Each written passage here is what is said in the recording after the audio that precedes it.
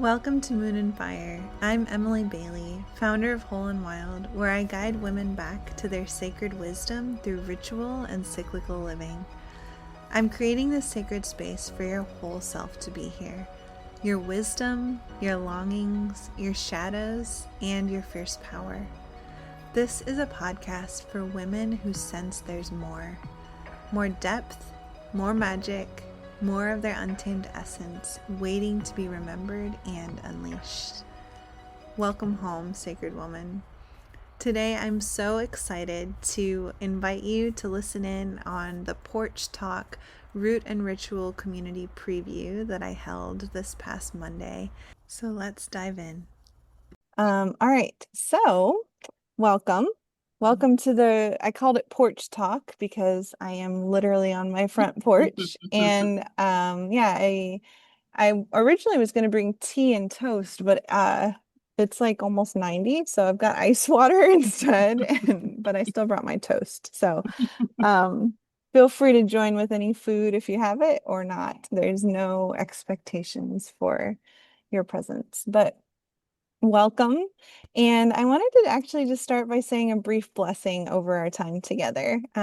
So I think it's really valuable for us to kind of be intentional about arriving in places, even virtual places. And so I want to invite you to take a deep breath and welcome to my virtual porch, beautiful souls. I'm grateful that you're here exactly as you are, wherever you are, however you arrived in this moment. Before we dive into anything, I just want to bless this time together. There's something so sacred about women gathering, even across screens, when we come with our open hearts and our curious spirits. So may this hour be a refuge from the rush. May whatever wants to be seen here be witnessed with grace.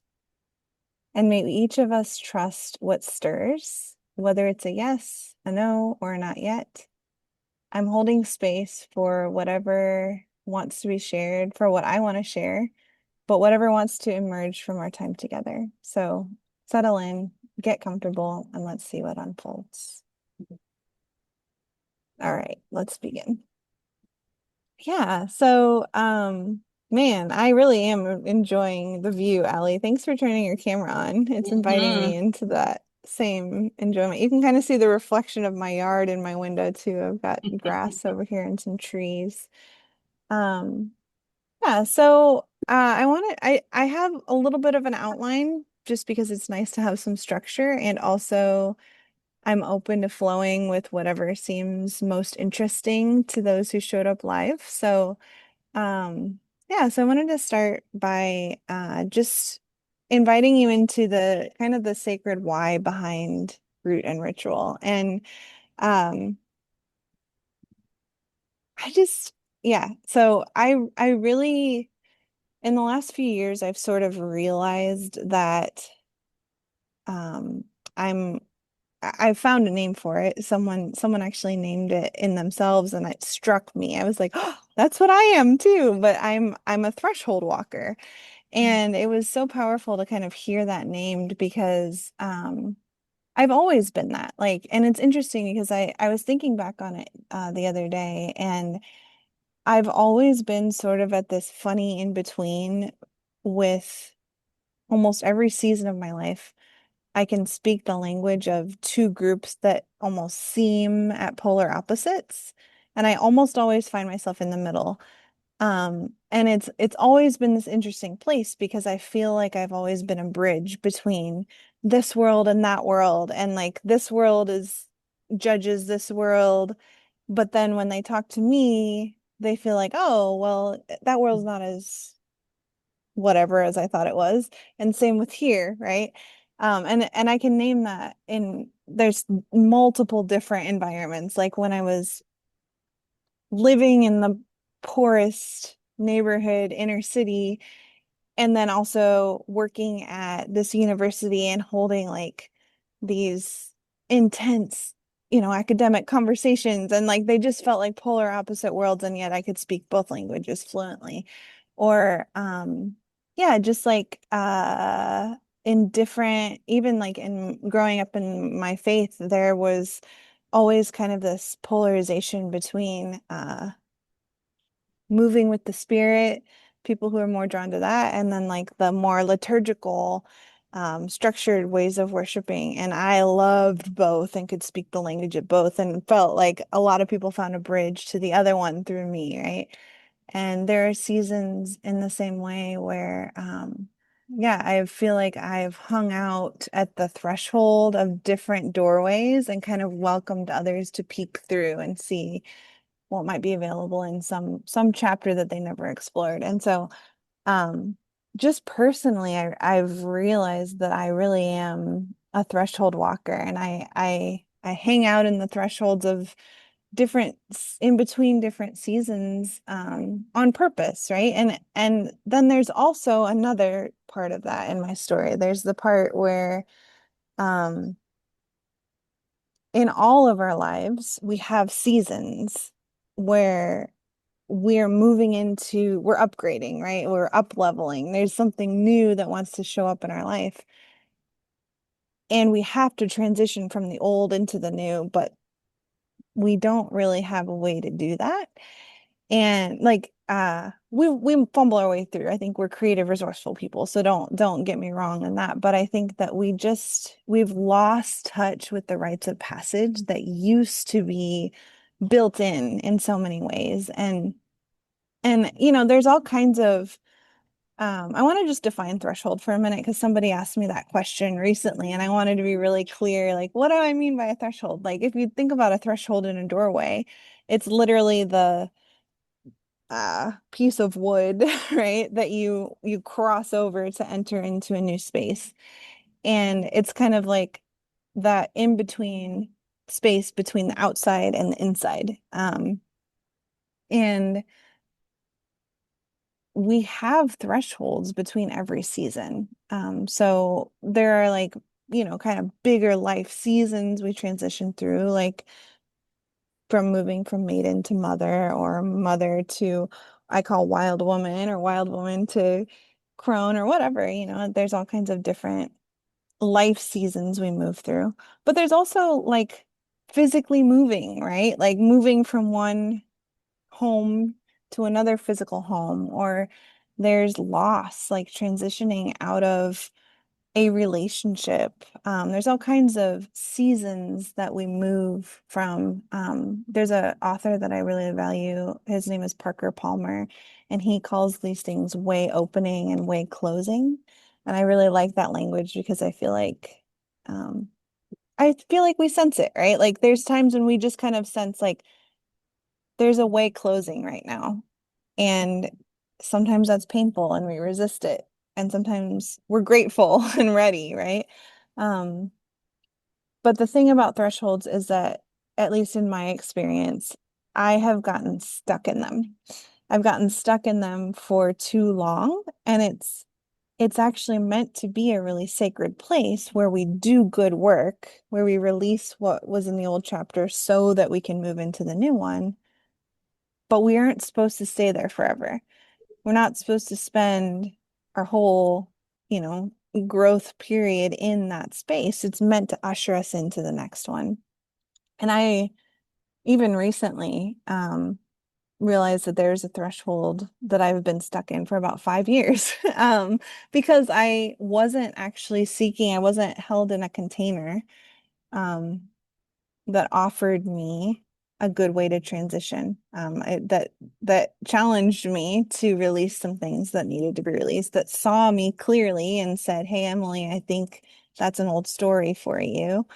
Um, and then also invited me to make room for what was coming. And um, yeah, and so the real why behind this for me is that I really believe that community is the best container, the best medium for us to honor these thresholds in our life, for us to honor these in-between spaces where it's it's meant for us to let go of whatever needs to be let go of, for us to metabolize the lessons we've learned over the last chapter and um, let them be what they are, own the real story that's happened, and then also create space for what's new. I really believe that the new things that want to come into our life, they desire to be welcomed, right? Like, I've talked before about how you can feel the difference when you're welcomed into a home versus when you aren't welcomed into a home, right? Like your body shows up differently. When you're welcomed into a space, you're not afraid to just kind of sprawl out, right? Like you're not afraid to breathe deeply, laugh louder, right? Eat the food that's out, whatever it is. But when you're not, when you don't feel welcomed, you're constricted, like you make yourself as small as you can, right? Like you might try to find your exit quickly. And in the same way, I really think that I don't think that's just us. I think that's kind of the way life is, right? Like when we have new things that are ready to come in the next chapter, but if we're not creating a way for them to feel welcomed, they won't rush in, right? Yeah, one example of that for me is that I really feel like the next chapter for me actually I desire to own more land. And I always feel funny when I say own more land, right? Like there's a lot of problematic things around the concept of owning land, but whatever. In this space, I'm gonna just leave it at that. Um, but the acreage that is currently on our property is we have 11 acres, which is wonderful. And also, I wasn't walking the land. Like, I don't know all the nooks and crannies of this 11 acres that I have, and yet I was asking for more. And it just really struck me that, like, if I'm not stewarding what's already here, like how can I expand to steward more, right? And so I think there are all kinds of different examples of ways to welcome what's next, but that's one that kind of has struck me recently. Um, yeah, so anyway, I think for me the biggest why is that I don't see a lot of communities that are specifically set up as communities of wisdom, right? Like rites of passage were communities of wisdom meant to usher women through, well, meant to usher anyone, but in this case, it's for women through life's sacred transitions. And and that's not just in, an academic like, well, point A, point B, point C, okay, you're there, right? Or and it's not in the case of moving, right? Like we know how to move. We functionally understand the process. And also identities change when we move locations, when our environment shifts. And so we need to be able to process that. Or when you're becoming a mother, right? Like you're taking on a different way of being, or when you're even birthing a creative idea that you've held within you, right? Like things shift in those moments. And I just don't see a lot of communities out there that are created for that transition period, for giving it the full richness that it used to get to have. And so that's the purpose behind root and ritual. Um, I don't think we need to get stuck in the thresholds, but I do think they're a sacred space to honor. And I do think the best medium for us to move through those with is community. So, um, yeah, it, I'm gonna just pause there. I feel like I kind of gave like a little bit of a rambly why, but does that feel clear? What feels foggy, or what are you all curious about from that? I can share. Yeah, there's so many things that I'm like internalizing as I hear you speaking. Um, like even just being stuck in the threshold, like I would have never used that language to describe various transitions, and I absolutely am stuck at a threshold. Um, and even thinking about how long it's been is, I guess there's even judgment that's coming up, which I don't want to hold, but I Right. realize.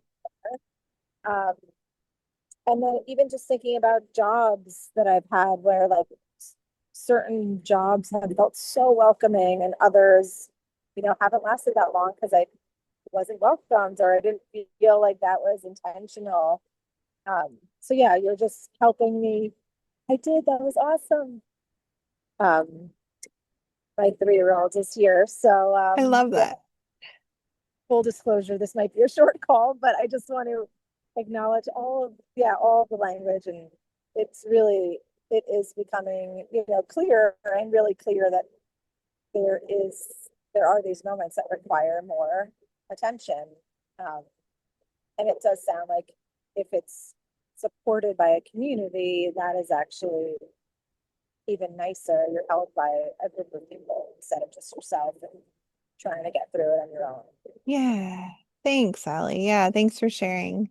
Um, yeah, I actually want to speak to what you just said about community. So I shared this on my recent podcast a little bit, but I'm gonna just say it here too. Community means a lot to me. Like it is a full, rich word. And I think it's hard because to me it means so much, but it's a buzzword also, right? And um I've lived in something called intentional community, and what that basically means is that in my case, it was a group of people living in the same house. Other people do it different ways, but what it really means is that, right, we are going to be intentional about the way we show up and share space together, period. And what that ends up looking like is, first of all, unique to every community because who is there is what makes it up, right? Um, but there isn't,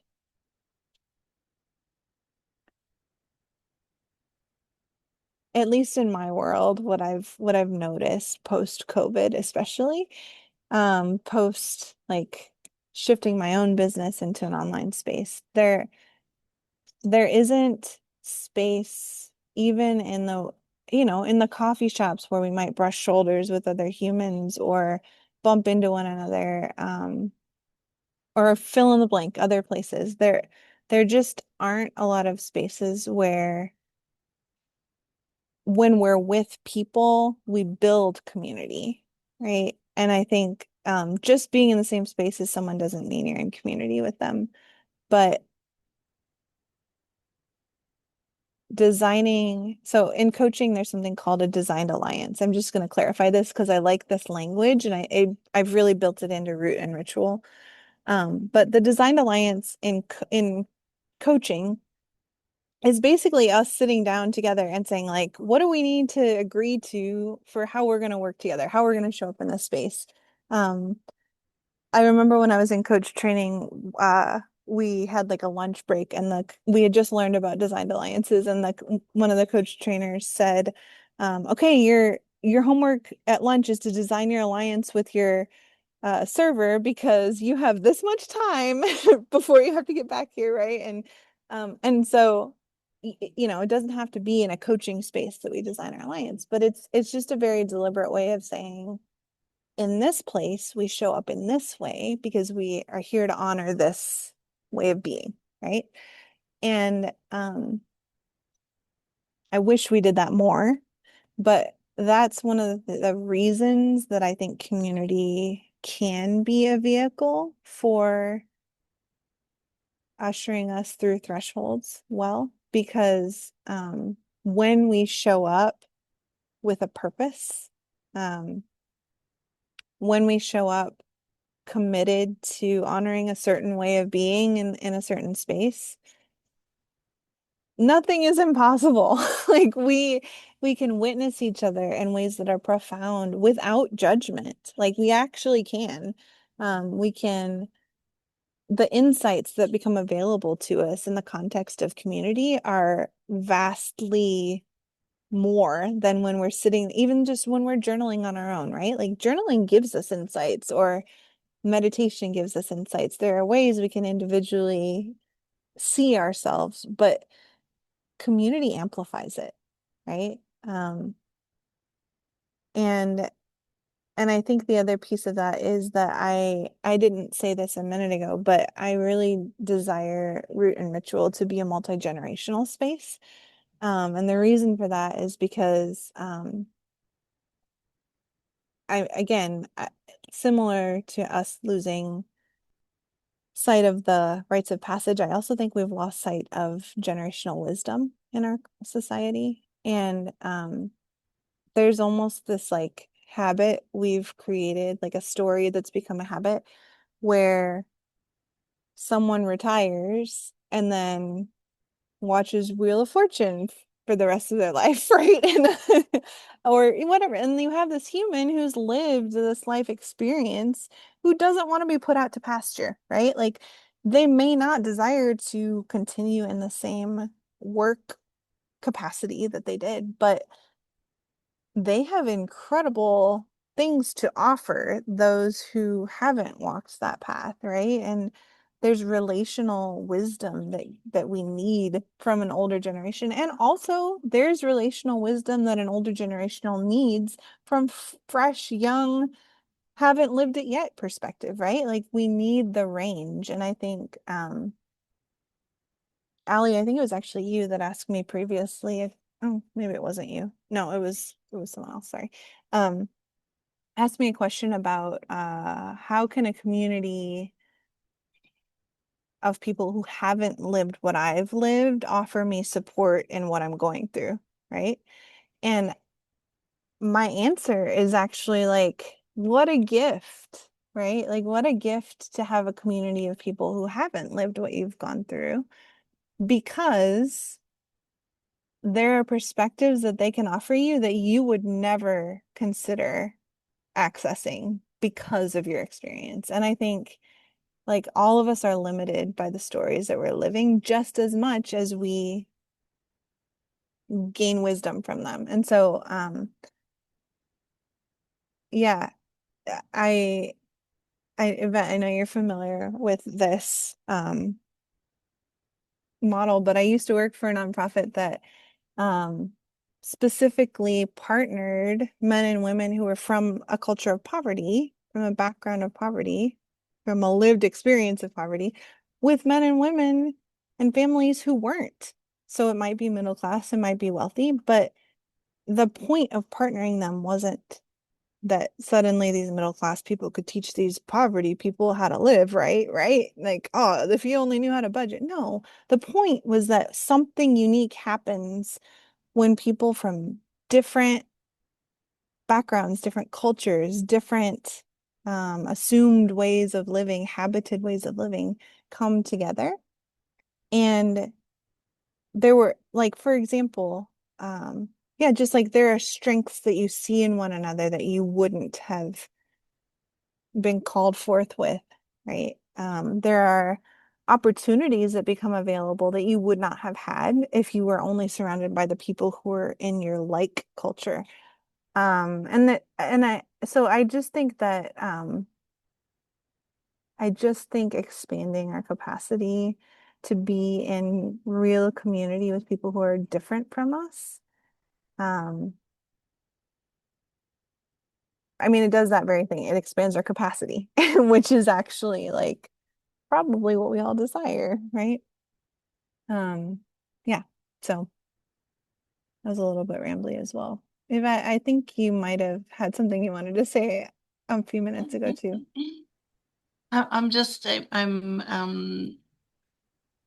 I'm really excited about just remembering the conversation, right? It's been a while since you and I have talked and how I'm automatically pulled into remembering the value of shining a light on aspects of my life that I don't necessarily experience, even though I do good work. I journal all the time. I pray. I do my work and I'm very focused on my work. But there's something different that comes out of an intentional, like coming together for the purpose of looking at threshold and Mm, transition is very different from me, like kind of just sitting in my chair and being like, what's going on? What's happening? Why is that? Why am I, why am I feeling this? Why am I experiencing that without thinking with intention to, I'm in the middle of multiple thresholds. yeah. Yeah, my life feels really weird right now. Yeah, it's super uncomfortable. Is it Yeah. the thing that I've wanted and I've dreamed of? Absolutely. Am I super uncomfortable? Yes, 100%. And am I excited about it? Some days, other days I feel sad and I feel like there's loss and I feel grief. And I'm like, why am I feeling grief? Because this is what I wanted. And it's like, oh, sweetheart, there are so many different aspects through that you experience by going through all of these different transitions, one of them being menopause, right? Moving into a Yeah. different stage of my physical experience that changed. Like this morning, I was like, wow, I look different. Mm, And that's really hard. That is a hard, I'm gonna cry. That's a hard transition to make. Like for years and years and years, I've looked the same. I look the same, mm, much. And now I can, I wake up in the morning and, whatever, of course, when I wake up in the morning, but I get dressed and I do my whole thing and I'm like, oh, who is she? Who mm. is she? And there is a big challenge. And I'm trying to be really conscious to say she is somebody new. And there is great value in her. And even in the ways that I look different and don't appear to be as youthful or whatever, right? There is such there is goodness in that. And so I try to remember that. I try to remember like you are transitioning into a different phase of life. Physically, your body is making a shift. Mm. And society tells you that there's no value in the shift, in this particular shift, right? I'm 54 years old. There's no value into what you are shifting into. Mm. Welcome to the place where you have no value. And I know Ah, that that's BS. I know it. I know it's BS. But I also live and breathe in a society that says that to me. yeah. It says it all the time. And so when I Yes. look in the mirror and I'm like, oh, oh, you Yeah. know, Is it true? Right? Like it's, right, thank right. you so much for sharing this, Yvette, because that is such a real example of like, I think what you just said right there, I want to bring in story because that's the whole thing, right? Like if we aren't intentional about what stories we are choosing to believe and rehearse, we're not living no story. Like the story, it's in the air, right? There are stories being whispered to us everywhere in the supermarket, in the mall, in the whatever, Mhm. where you're scrolling, like, and then when we look in the mirror, that's we ask ourselves like, oh, is that true for me? It must be because that's the story that I'm immersed in, right? Mhm. And I think that's exactly it is thresholds are about choosing the stories that you're going to choose to believe moving forward and Mhm. also releasing what you know isn't true, both from the past, but also like I love how you're looking into the next chapter and saying, that's not true about my next chapter. At least I don't want it to be true about the next chapter, right? Mhm. Oh, yeah. So just like and part of that is that we can borrow other people's faith when we're in Mhm. community. Because when we hear other, in this case, women saying, that is so not true, Yvette. And here is the evidence that I see as Mhm. one individual. And right, you have other women who are able to confidently communicate, like, that's not the story that's true.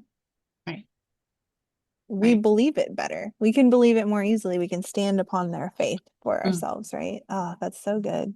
Yeah. And there isn't a cultural story from my experience, at least not a dominant one, where it says, you still have all this life ahead of you. You are so wise. You have, and there is absolutely beauty. I mean, on the physical level, right? There's beauty in the transition that you're making. There is something that is valuable in whatever the changes are.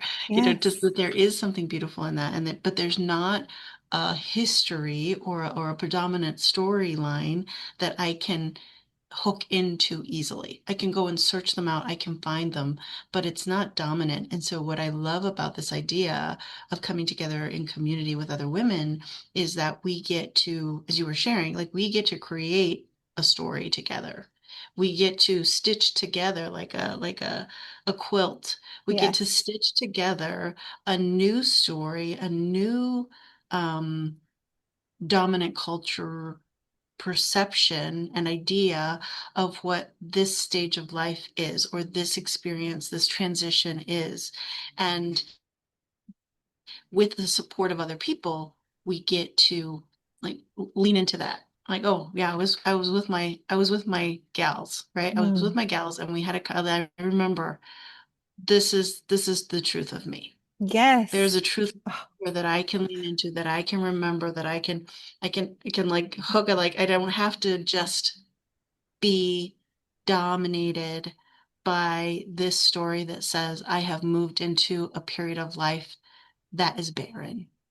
This is a mm. rich period of life. This is a beautiful period of my life. And I know that to be true, but to be able to share that and then hear it reflected back to me, Yeah. and see it from other women or from other women's perspective, I can Hmm. really see and feel the value of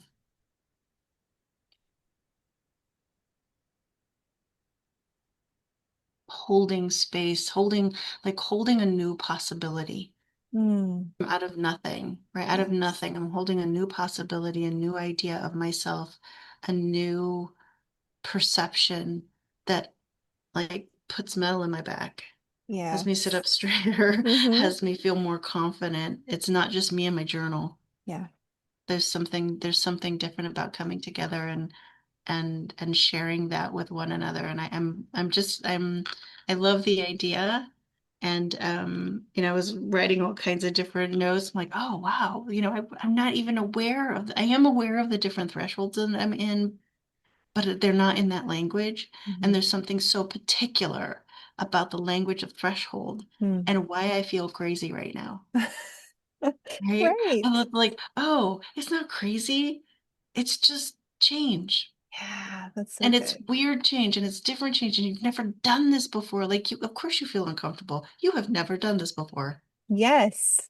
Yes, absolutely. And your nervous system is trying to protect you from what you haven't experienced yet. Mhm, And it mhm. needs to know it's safe, right? And something that I always come back to is I don't honestly remember who said it. I wish I could credit them because I use it so frequently in my own thought processes. But transformation without a safe container is terror.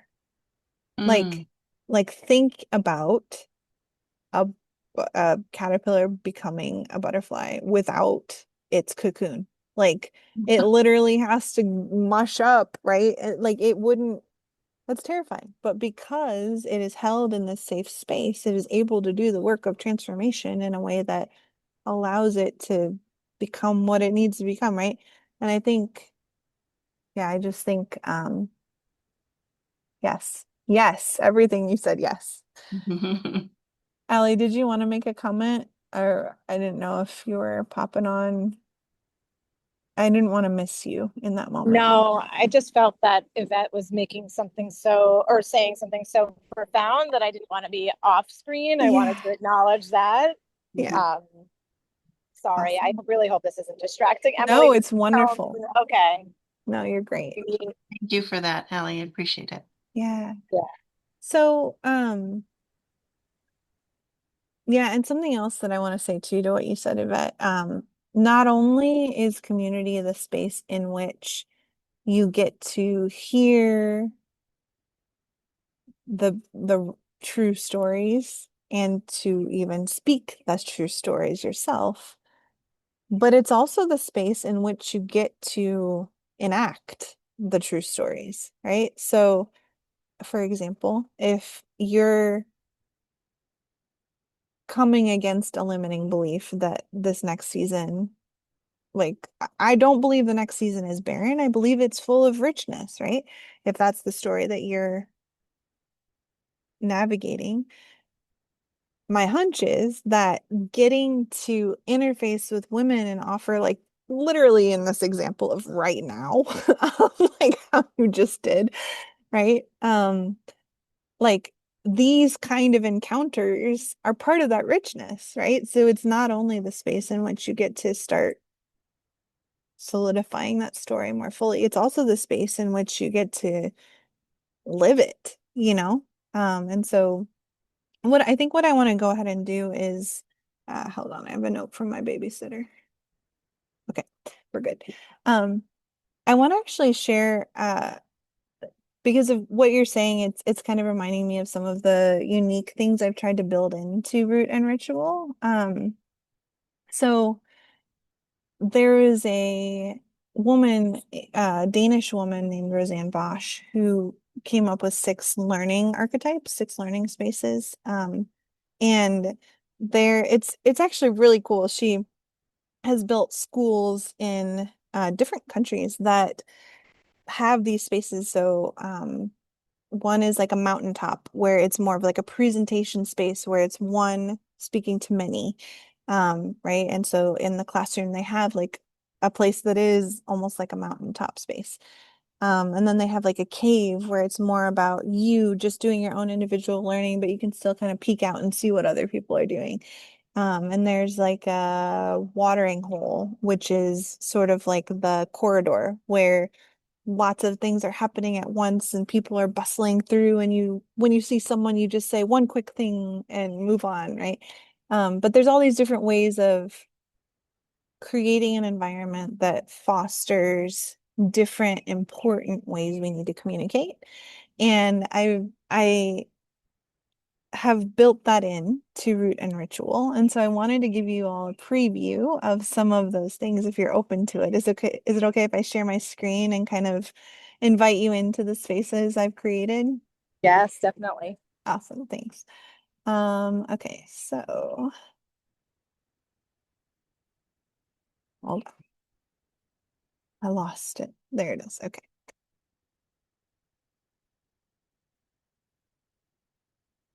Actually, I'm gonna share first. No, that's fine. I'm gonna go ahead and do that. Okay, so tell me if you can see my screen. You see, okay.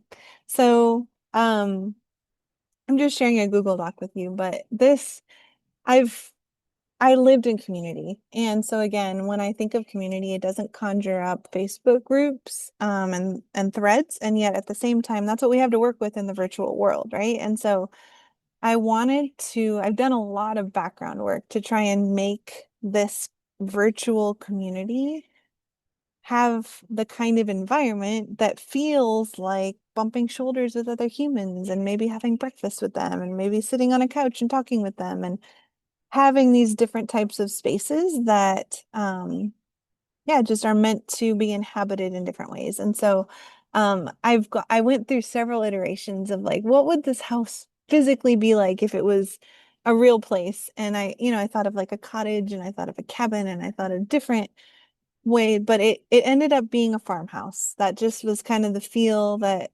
felt the most true to me. And so if you will, imagine this farmhouse in the woods, in a pine forest specifically. I actually grew up near a pine forest, and so that has a lot of, yeah, just like rich smells and feelings for me as well. And then there's this creek flowing by the house as well. So imagine this space as you're moving through it. And so the first the first space that I created is I called the morning light room. And this is going to be a space where there are weekly morning light circles. So that means that the door will be open at some morning hour, which will be interesting to figure out with different time zones, right? But it's an opportunity to be here, right? So you see, like, what does it look like when you come into a space that looks like this? What does it feel like? It invites you into a spiritual rhythm where there's maybe some gentle intention setting, and maybe it's mostly quiet, but you're still, you're with other people in that space. And maybe you don't even need to have someone else in the room with you, but it's coming to that space that's sacred, right? Um, so there's a room in the house called the morning light room, and this is the depiction of it that I imagined as I was creating it. Um, yeah, I think that I'm going to do an overview like that for each room. The next room is the hearth room, and this is the soul-centered story circles space. So yes, this is a space in which we get to sit and hear one another and see one another and witness one another. Um, there will be, right? And so when we're gathering in a Zoom meeting, like we can imagine the fire flickering and we can imagine um the way we show up in a room like this, we can build that into a virtual space. And again, part of the way that I will lead that is by designing our alliance and kind of everyone agreeing to show up in a certain way in that space. But um yeah, this virtual room will be sort of one of the main spaces where we share our stories. And then we have the table room. And for me, this is what I call the most human room in the house, right? Because we just there's not really, yeah, I mean, like there's all kinds of table manners and polite things we can do, but the truth is you're gonna get sauce on your face and you're gonna right, you're gonna have something between your teeth. And like there's when you sit at a table with another human, you know they're human, right? And so the table room is meant to be sort of this remembering of our everydayness, and maybe we bring the snack that our toddler didn't finish, and maybe we bring like um our tea or whatever, but it's just a place to come and be our real everyday selves. And so again, um there would be a communal thread like that was ongoing. It has where you can have everyday presence, but also virtual Zooms that are literally like, let's have a meal together, right? Like you may be in New Mexico and I may be in Indiana and you may be on the beach, Ellie, but like, let's have a meal together, right? Like I brought my toast, and what would it look like for us to just have lunch, you know? And so just remembering that sometimes the simplest ways of being together are where we build community the most also. And then this is a fun space that I've been really excited about, but I've kind of been gathering this archive of sacred rituals to explore and share. And I kind of like to think of it as almost like a spice rack, like pull out what you need when you need it, but also like add something new to the mix. Rituals are a way for us to see the ordinary as sacred and to say like, you know what? There's something that needs to be noticed here that is worthy of highlighting and worthy of not just passing by. And sometimes it's, I need to light a candle to remember something. And sometimes it's, I need to burn this old story, right, that I'm releasing. And sometimes it's, there's all kinds of rituals we can do, but the pantry of rituals is kind of meant to be just a space where you can go and say like, okay, I want to do a releasing ritual of something old. Like what's here? How can what's already been crafted or tried by these women in this space? Would it work for me? Maybe I'll adapt it like a recipe, right? Like, ooh, I think I'm going to replace that ingredient with this one, like for me. Or I don't like walnuts. I don't want to do it with walnuts. Um, but yeah, just a space for that kind of being together. And then I know we're talking in metaphor. I'm also trying to make it as practical as I can without us actually being in that space yet. So hopefully that's coming across. This space is called the Hidden Trail, and this space feels really important to me because I think sometimes there are things that we need to just say, like they're tender and they're whispering in our hearts, and we need a space to like let it be out in the world, but we don't want them to be criticized and we don't want advice around them yet, right?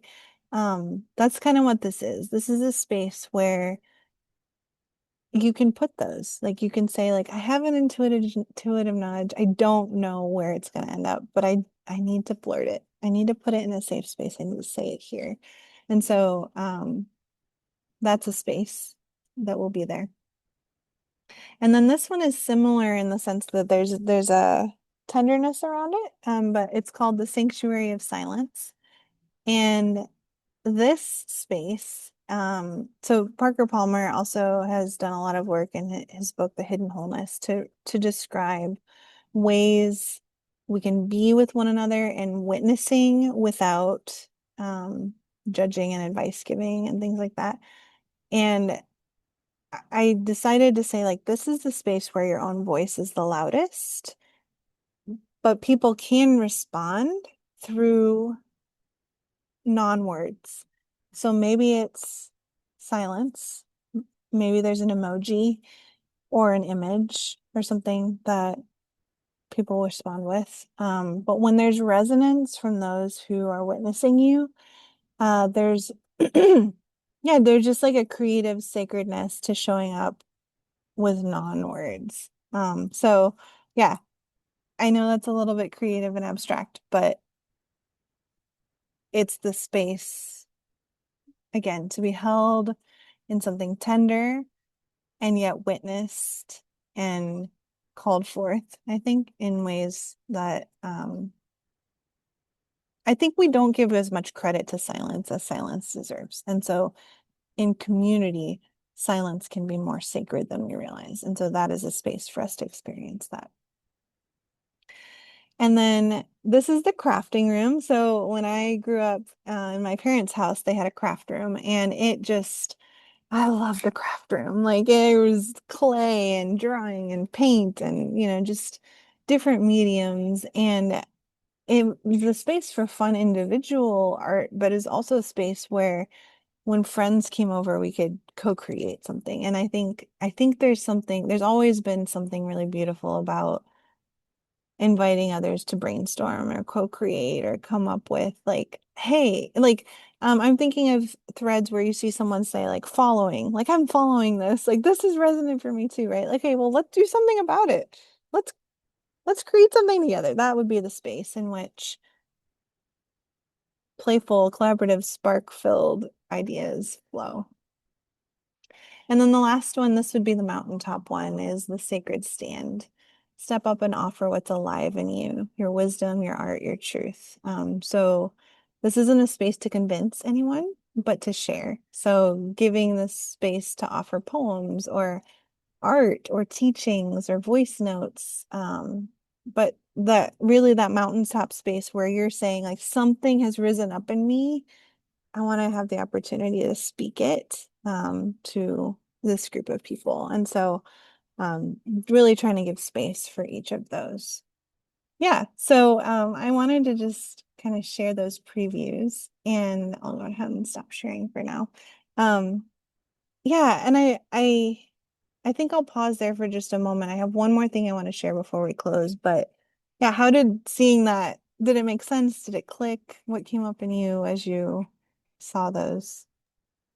Yeah, it made sense for me. I'm imagining like my own struggle that I've had since COVID, which is to engage in the non-physical world, Mm, right? To engage in something that I value that I need to remember, right? Like it's so easy to not remember, even though it's super valuable, super valuable.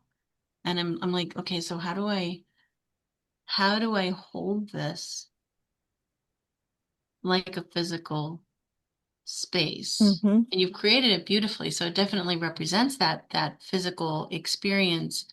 But when I'm trying to like imagine for myself, it's like how would I hold that? I mean, it's going to take my engagement Yeah, in order to have it become a real thing for me, right? yeah. Um, Thank you. That's such a good question, Yvette. I love that. it's like how do I do that? Because it's for myself. I see the value. It's beautifully depicted, and I understand most of them. I understand kind of how I would engage in it, but I'm not quite sure if I understand for myself Hmm. holding it as a and it's not a physical space. So maybe it's creating a new paradigm for that. Yeah. And not trying to stick it into the world of the physical, but actually create a new way of holding space for myself and for my community that is as honored as a Mm. place that I go. Yes, yes, yes. Thank you for saying that. Yeah, I think so. One of the things that I haven't said yet on this call is that so this is the first iteration of this community, right? And so um this is an invitation to be a founding member. Mhm. And what that means to me is that we get to co-create this together. So I deeply am committed to a servant leader paradigm, which says that I don't lead as a parent. I don't believe that I know better than you because I've lived XYZ, and I don't assume that because I've lived XYZ and so have you, we experienced it the same way. Um, I don't lead as a dictator. I lead as a partner, and I mean that. And so I've done my best to both create a structure that you get invited into, and also some of this work is going to be us saying like, yes, Yvette, how can we do that together? Like, what's something we can, what's an act we can do? Well, I mean, maybe one of the things is like bringing my physical world into the virtual with food, right? Like that's the table room. But yeah, I think that's a great question, and that's the kind of thing that I want to co-create Mhm. alongside. Um, Mhm. and also I'm totally open to like physical things, like, okay, let me get your mailing address and what would it look like for us to add a physical element to this, and Mhm. um, let there be something that you receive that, reminds you of this community that you're a part of in your physical world. And I Mhm. think those are great questions to be asking.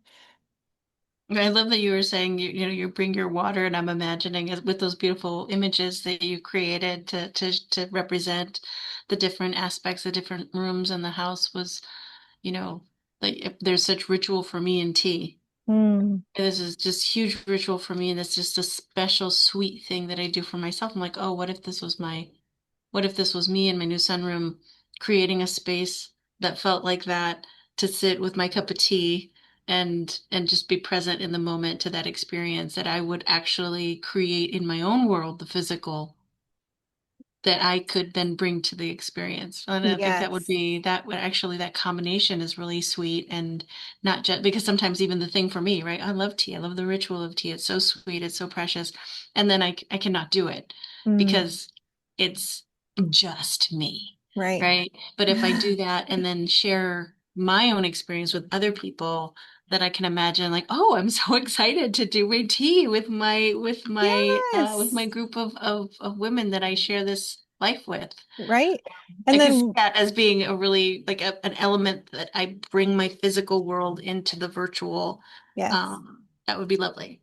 Yeah, and I think like what if one time we all do tea Yvette's way, right? Mm. Like don't forget today we're gonna do it Yvette's way. Like she sent us her tea ritual on, and just Mhm. like yeah, I think I love that. That's part of what I can't predict because it depends on who's gonna be here. And yet it will emerge and we get to work with that. Thank you for sharing that.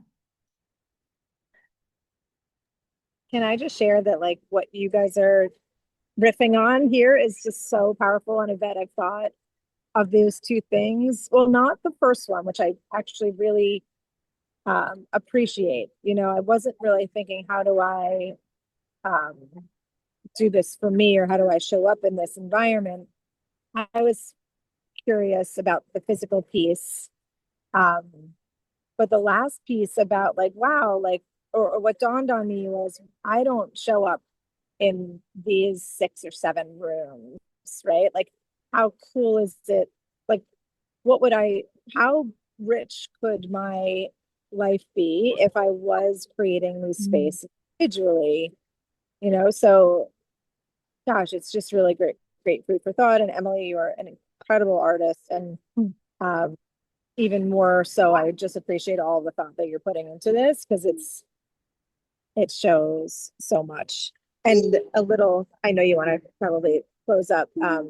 One little funny thing, this girl came over to my daughter and said, "Can I play with you?" And they were like, right when you said the thing about the spice rack, they were talking about like getting more baking powder. I don't even know, I didn't even know my daughter knew that thing, Oh, but they were like making a little recipe with the sand. So it oh, was funny that that actually happened in real life right in front of me. So in the it level 3. Yes, I love that. Thank you for sharing that, Ellie. yeah. All right, I'm gonna go back on mute. I mean, Uh, yeah, back on mute. yeah, I didn't hear what she said. Oh, I she was saying baking powder. Yes, baking powder. Oh, I love that. Yeah, thank you. Yeah, so I created, oh, go ahead. Can I just say one more thing? How much I love that because it is really like it's this process is like a combination of playing make believe. Mm, There is an aspect of playing make believe, which was such a rich thing for me in my childhood. mhm. I loved that. It was so fun. And so Yeah. there is an element of that, even though I'm in my physical space and I'm doing my physical thing, there is an element of make believe in that we're coming together and we're getting the sand that's the baking powder and Yeah. the oregano or the salt and pepper. I feel like that's a really beautiful representation of what I'm imagining this experience to be for myself. It's like, oh, Yeah. yeah, I actually kind of get to engage in that. And it's not really make believe, but there's an aspect of it because we're not physically together that feels like that. Yes. Ah, that's so good. Yeah, it's funny that you say that because when I talked about the pine forest, before I moved to the space that had the pine forest, there were just a few pine trees in my backyard, and that was my make-believe space where made soup with dirt and bucket and shovel and hung it from the tree knob and just like yeah, like and so yeah, I mean that's real. Like there's so much of that I think in us, and then we get to I love getting to bring play back into the range of who we are. And yeah. Um, so I actually created 4 questions for people who are really thinking about this and to see if it is resonant for them or not. I'm going to go ahead and for those of you who are here, I'm going to paste it in the chat so that I don't know if you can copy out of Zoom chat still or not, but if you if you want to, you can. Um, but uh, but I'll read them out loud. Just for those, if you're wondering if this is for you, if you're not sure, or even if you are sure, they're good questions for really reflection. But the first one is, what threshold is calling your name? And what old story is keeping you from answering? The next one is, if you lived from your deepest knowing instead of your learned limitations, what would shift in your world? And the next one is, where are you asking permission instead of claiming what's already yours? And what would you dare to become if you knew you wouldn't have to navigate this transformation alone? Great questions. Really, really good questions. Thanks. Yeah, I want to invite you to just take those, whatever resonates with you, take them with you. I didn't share practical details, so if you haven't already checked out the landing page, practically, the founding member investment is $97 a month. I did make 2 other discounted variations of that. So if you want to commit for 3 months, it's 261 instead of I think 291. So it saves you around $30. And then if you want to sign up for a year, it saves you, I should have had this in my mind, 100 and some dollars, or maybe 200. I can't remember. Shoot. Let me look also that I can be really actual about this. Um, let's do this. $167 is how much it saves you. Yeah. So those are options if you're thinking about signing up. And originally I had said 15 founding members, but I just had this like clarity moment. I'm in my own threshold as well, and I've been releasing this protective fog that was around my desire, where I wasn't allowing myself to see my own desires clearly, because of a story I was believing about, the devastation of if they don't happen. And yeah, I just kind of have released a lot of that fog and came to this place of knowing like, no, actually, 25 women is what I'm envisioning for this space as the founding group. And that is absolutely an intimate enough number where we can know each other well, and also an expansive enough number where we can be stretched and called forth. And so 25 founding members is what I'm hoping to bring in. And if it feels aligned, go to wholeandwild.com/root and ritual. There are dashes in between root and ritual. And or just reply to an email you've received from me, or yeah, connect with me in whatever way you know, because this is I'm not interested in I think I'm just want to say I'm interested in like the real, like if this is for you, let's get you in the door, right? Like let's figure out what it's going to take to get you in, because this is the right time and the right place for this community, and I have a very clear sense of that. So, yeah. Allie, I love your smile. Thank you. Thank you so much for this. Yeah. I am, yeah, I'm definitely moved by this, and I'll definitely be in touch. Awesome. Is it okay if I say a closing blessing? I know it's time to jump off. Of course. Okay. All right, so take another deep breath. Yeah, just breathe for a moment. What sacred ground we've held here. Thank you so much. I can really feel the resonance of truth that's moved through this space today. The questions that stirred and the recognition that got sparked, and just knowing what wants to emerge.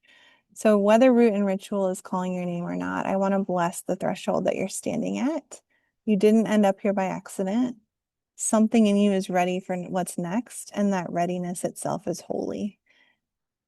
For those who felt the yes rising in their bones, trust that your soul recognizes what it needs. For those who felt curious but not quite ready, honor that too. There's wisdom in your timing. And for those who felt a clear no, that clarity is a gift. Follow it with confidence. Whatever path you take from here, may you walk it in the wild grace that lives in your bones. May you trust the thresholds calling your name. And may you remember that you already carry everything you need to become who you're meant to be. Go well, beautiful souls. The porch is always open.